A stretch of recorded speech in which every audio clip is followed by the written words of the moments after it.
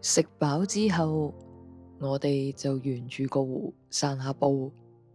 嗰日天氣好好，藍天白雲，成個景都好靚，空氣仲好清新添。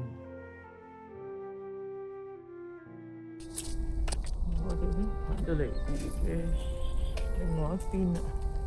咁呢度係咩嚟嘅咧？呢度咧係火車軌。我哋等一等，睇下有冇火車行，揾個陰啲嘅地方遮遮陰啲。頭先有火車過㗎。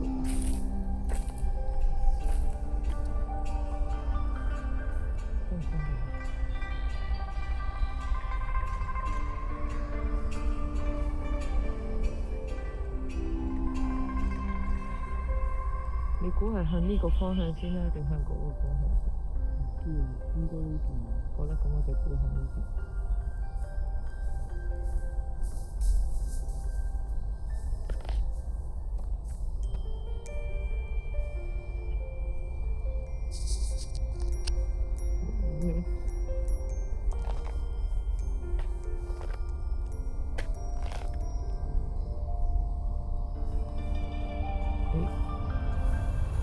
耶！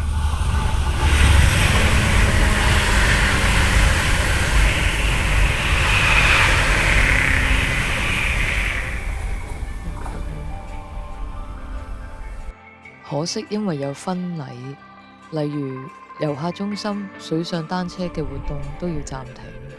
下次有機會都想試下佢呢啲活動，